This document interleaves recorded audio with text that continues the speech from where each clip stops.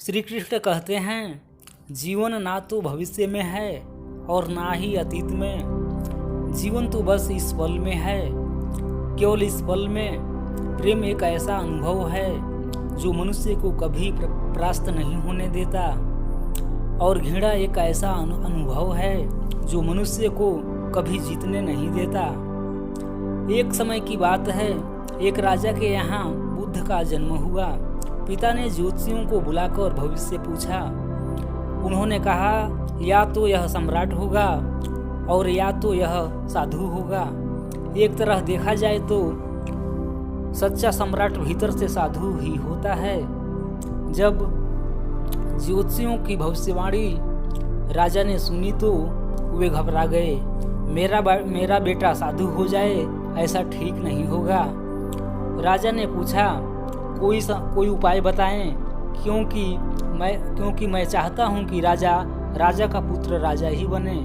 ज्योतिषियों ने कहा कि इसका लालन पालन और पूरा जीवन बड़ी सावधानी में बिताना होगा। अर्थात आपका पुत्र सिद्धार्थ कभी किसी बूढ़े व्यक्ति को न देखे, कभी किसी बीमार व्यक्ति को न देखे और कभी किसी मरे हुए व्यक्ति को न देखे। जब तक ऐसा होता तब तक वे राजा ही बने रहेंगे। अगर ऐसा नहीं हुआ तो वे साधु बन जाएंगे। राजा शुद्धोधन ने अपने पुत्र सिद्धार्थ के लिए बढ़िया से बढ़िया बड़े बड़े महल, अच्छे से अच्छा भोजन, दास दासियां और खाने पीने के सामान आदि वस्तुओं का ढेर लगा दिए। पिता ने पुत्र को सुख सुविधाओं में इतना उलझा दिया कि उसे बाहर का संसार याद ही नहीं आया। शुद्धोधन ने समझ लिया कि अब इतने सुखों के आगे साधु बनने का प्रश्न ही उपस्थित नहीं होता। वे निश्चित हो गए। राजा शुद्धोधन ने बिल्कुल पक्की व्यवस्था कर रखी थी कि उनका पुत्र सिद्धार्थ जीवन में कभी भी वृद्ध, बीमार और मृतक व्यक्ति को देख ना सके, क्योंकि वे अपने पुत्र को खोना नहीं चाहते थे। सिद्धार्थ का जीवन ऐश्वर्य और सुख सुविधाओं में बीत रहा था। उनके जवान होने पर एक सुंदर कन्या यशोधरा से उनका विवाह हो जाने पर शुद्धोधन की आधी चिंता मिट गई। अब तो शादी हो गई, अब कहाँ जाएगा? अब तो मेरा पुत्र बंधन में बंध गया है, अब उसके कहीं जाने का सवाल ही नहीं उठता। 1 वर्ष बाद बेटे का भी जन्म होगा। उसका नाम राहुल रखा गया।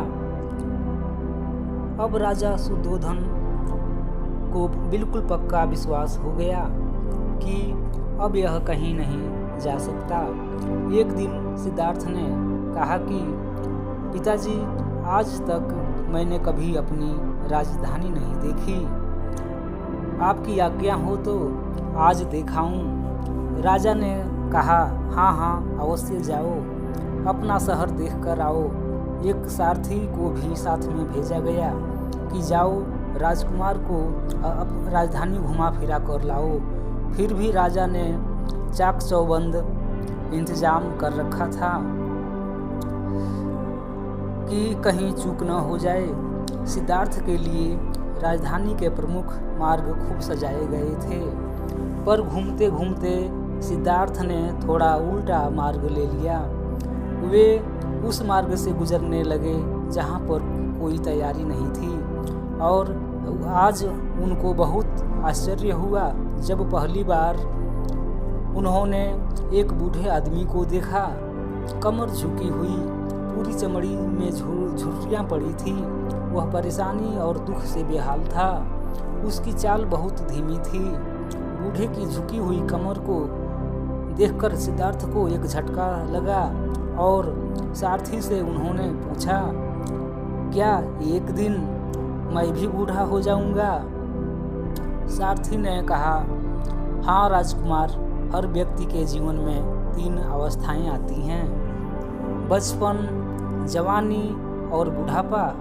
एक दिन तुम भी बुढ़ापे की अवस्था में जाओगे। हे राजकुमार, यह संसार का नियम है। चाहे गरीब हो या अमीर, सबका शरीर शिथिल अर्थात बूढ़ा होता है। राजकुमार ने पूछा, इसको क्या हुआ? सारथी ने कहा, यह व्यक्ति बीमार है, इसलिए यह करा रहा है। इस संसार में दुख और सुख दोनों है। यह अपने अपने भाग्य की बात है कि कोई दुखी है और कोई सुखी है। यहाँ मैं भी कभी बीमार हो सकता है। यह विचार अभी छोड़ दें, समय बड़ा बलवान होता है। ये सारी बातें कर्मों पर निर्भर करती है। चाहे राजा हो या रंक, सुख दुख सब पर आते हैं। अगर शरीर में कोई रोग आना है तो आएगा। वह यह सब सुनकर राजकुमार बड़ा दुख हुए। सारथी ने रथ को कुछ आगे बढ़ाया तो सामने से 4 कंधों पर एक आरती को जाते हुए देखा। राजकुमार ने ऐसा पहली बार देखा था। उसने सारथी से पूछा, यह क्या है? यह आदमी मर गया है। यह मुर्दा है। जो व्यक्ति मर जाता है उसको बांधकर शमशान भूमि में ले जाते हैं, फिर वहां पर उसे जला दिया जाता है। राजकुमार ने कहा, क्या सबको मरना पड़ता है? हाँ, सबको मरना पड़ता है। यह मृत्यु लोक है। जो जन्म लेता है उसे कभी न कभी अवश्य मरना पड़ता है। तो इसका मतलब यह हुआ कि ठीक इसी तरह से एक दिन मुझे भी मरना होगा। मेरी देह भी मुर्दा होगी और मुझको भी 4 कंधों पर उठाकर ले जाया जाएगा। मुझको भी ऐसे ही रस्सियों से बांधा जाएगा। मेरे भी आगे पीछे घर के सदस्य रोएंगे, तड़पेंगे और जिस संसार को मैंने इकट्ठा किया है वह सारा का सारा मुझसे छूट जाएगा। इसका मतलब यह हुआ कि क्या एक दिन मैं भी मर जाऊंगा? क्या एक दिन यशोधरा भी मर जाएगी? क्या एक दिन राहुल भी मर जाएगा? सारथी ने कहा, हाँ राजकुमार, एक दिन मैं भी मर जाऊंगा और आप भी मरेंगे, यशोधरा भी मरेगी और राहुल भी मरेगा, क्योंकि यह सब मरने के लिए ही पैदा होते हैं। उस रात सिद्धार्थ सो न सके। सोचने लगे कि क्या संसार में इतना दुख है, रोग है, बुढ़ापा है, और ऐसे में मैं खा पी कर कैसे जी सकता हूँ? नहीं, ऐसा मुझसे नहीं हो सकता। मुझे खोजना होगा उस तत्व को जो दुख पीड़ा और सुख से रहित हो, जो भय भ्रम और भूल से परे हो, जो अनंत आनंद से भरा हो, जिसे पाकर फिर और कुछ पाने की इच्छा न हो। सिद्धार्थ वैराग्य के शिखर तक पहुँच चुके थे। बस उसी रात को उन्होंने घर छोड़ दिया। सारथी से कहा कि नगर की सीमा से दूर ले चलो। नगर के बाहर पहुंचकर सारथी को लौटा दिया। फिर कई दिनों तक वन में चलते गए। एक घने पीपल के वृक्ष के नीचे आसन लगाकर ध्यान में लीन हो गए। तो दोस्तों, मेरा वीडियो यहीं पे एंड हुआ।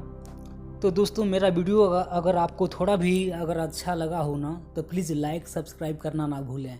और हाँ, घंटी के बटन को भी प्रेस कर दें ताकि जो भी वीडियो अपलोड हो तो उसका नोटिफिकेशन सबसे पहले आप तक पहुँचे। तो ओके दोस्तों, मिलते हैं तब तक नेक्स्ट वीडियो में। ओके दोस्तों, जय हिंद, जय भारत।